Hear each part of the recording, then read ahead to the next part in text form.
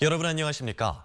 혁신도시로 이전한 공공기관들은 내년부터 지역 인재 채용비율을 높여 오는 2022년부터는 30% 이상 채용해야 합니다.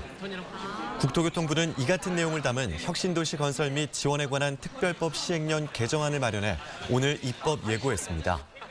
시행령에 따르면 지역 인재 채용 의무화는 오는 2022년까지 5년에 걸쳐 단계적으로 추진되는데 내년에는 18% 수준을 적용하고 매년 3%씩 기준을 높여서 적용하게 됩니다. 특별법 시행령은 다음 달 18일까지 입법 예고를 한 뒤 국무회의 등을 거쳐 내년 1월 25일부터 시행됩니다. 5.18 안매장 추정지인 옛 광주교도소에 대한 발굴 작업이 사흘째 이어졌지만 아직까지 유해의 흔적을 찾지는 못했습니다. 또 작업 도중에 1m 깊이의 땅속에서 배관 3개가 또다시 발견돼 안매장 추정지 발굴 현장에 매몰된 배관은 8개로 늘었습니다.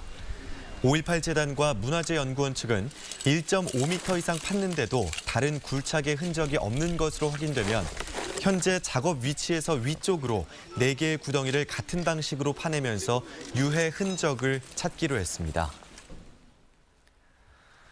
2018학년도 대학 수능 시험이 8일 앞으로 다가온 가운데 광주 전남 수험생 37,949명이 85개 시험장에서 응시할 예정입니다. 광주 지역 수험생은 22,231명으로 지난해보다 513명, 2.5% 줄었고 전남 지역 수험생 역시 17,718명으로 지난해보다 417명 줄었습니다.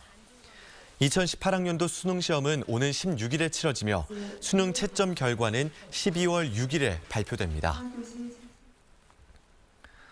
스스 가무시병에 감염된 환자가 입원 치료를 거부하고 귀가했다가 숨진 채 발견됐습니다. 보성경찰서에 따르면 어제 오전 5시 30분쯤 보성군 보성읍 주택에서 스스 가무시 확진 판정을 받은 65살 A씨가 숨진 채 발견됐습니다.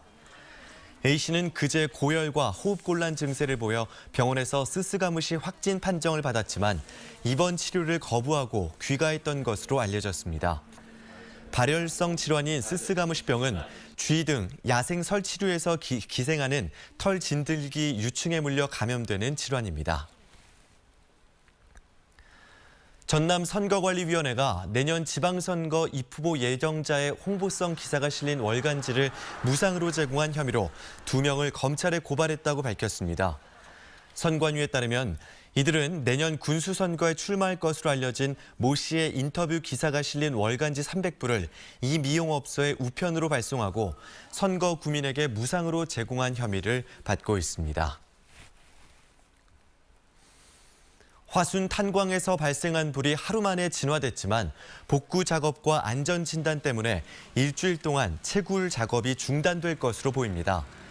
화순군 등에 따르면 오늘 오전부터 화재 발생 지점에서 불에 탄 배선을 복구하고 케이블을 설치하는 등 복구 작업이 진행되고 있습니다. 또 광업소와 소방당국, 경찰은 현장에서 안전 진단과 함께 원인 조사를 하고 있습니다. 탄광 측은 예상보다 피해가 크지 않은 만큼 복구와 안전 진단을 마치고 오는 13일부터 조업을 재개할 계획입니다.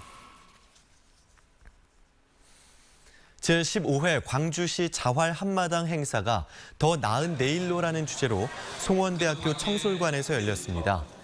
이번 한마당 행사는 지난 20여 년 동안 이어온 자활 사업의 성과를 축하하고 격려하는 축제의 장으로 진행됐습니다. 또 인문학 강의와 문화 공연, 레크리에이션 등 다양한 부대 행사도 이어졌습니다. 광주 도시철도 이용 승객 3명 가운데 1명은 무임승차 손님으로 나타났습니다.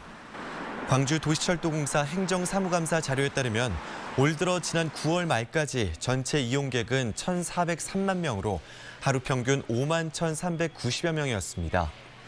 이 가운데 무임 승객 수는 467만 명으로 하루 평균 17,100명이었고 전체 이용객의 33%를 차지했습니다. 이 같은 비율은 지난해 31.8%에 비해 1.5%포인트 늘었고 무임 승차 승객은 65세 이상 노인이 82%를 차지했습니다. 전라남도가 내년 예산안 6조 7,508억 원을 편성해 도의회에 제출했습니다. 이는 올해 본 예산보다 5.9%, 3,773억 원이 증액된 것으로 일반 회계는 6조 381억 원, 특별 회계는 7,027억 원입니다. 세부적으로 보면 일자리 창출과 지역경제 활성화 분야가 19% 대폭 증가했고 서민 생활 안정과 복지 건강 증진 분야도 13% 늘었습니다.